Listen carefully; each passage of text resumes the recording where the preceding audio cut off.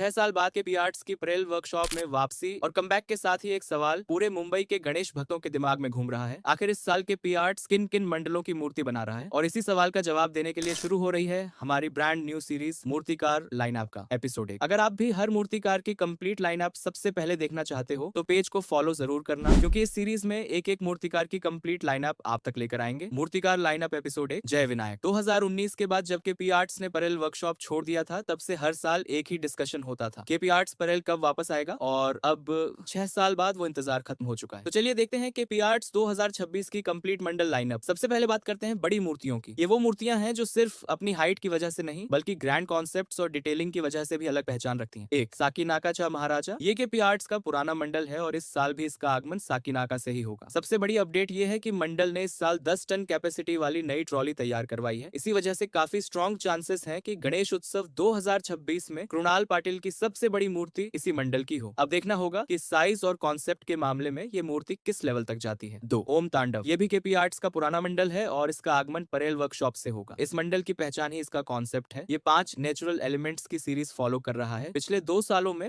Fire यानी अग्नि और वाटर यानी जल कंप्लीट हो चुके हैं, और अब सबकी नजर इस बात पर है कि 2026 में तीसरा एलिमेंट कौन सा होने वाला है। कॉन्सेप्ट रिवील को लेकर भक्तों के बीच काफी एक्साइटमेंट बनी हुई है। 3 परेलचा लंबोदर। ये इस साल के पी आर्ट्स के साथ जुड़ा हुआ नया मंडल है और इसका आगमन भी परेल वर्कशॉप से होगा। सबसे खास बात यह है कि लालबाग परेल एरिया का ये पहला मंडल है जो कि पी आर्ट्स के साथ आया है। इस कोलैबोरेशन की वजह से इस मंडल पर भी सबकी नजर रहने वाली है। 4 मुंबा देवीचा गणराज। ये वही मंडल है जो 2019 तक के पी आर्ट्स के साथ था और अब 6 साल बाद फिर से कमबैक कर रहा है। इसका आगमन भी परेल वर्कशॉप से ही होगा। कॉन्सेप्ट अभी ऑफिशियली रिवील नहीं हुआ है, लेकिन जो हिंट्स सामने आए हैं उनके हिसाब से इस साल का कॉन्सेप्ट लॉर्ड विष्णु से रिलेटेड हो सकता है। अगर ये सच होता है तो कमबैक और भी यादगार। लेकिन कहानी अब भी खत्म नहीं हुई है। केपी आर्ट्स की बाकी पूरी मंडल लाइनअप का खुलासा होगा मूर्तिकार लाइनअप एपिसोड 1 की पार्ट 2 में। अगर वीडियो पसंद आया हो तो इसे सपोर्ट जरूर करना और पेज को फॉलो करना मत भूलना। मिलते हैं अगले एपिसोड में। सब 2026 के ऐसे ही एक्सक्लूसिव अपडेट्स के लिए अब भी फॉलो करो हमारी कम्युनिटी माजा अविघ्न। जय अविघ्न।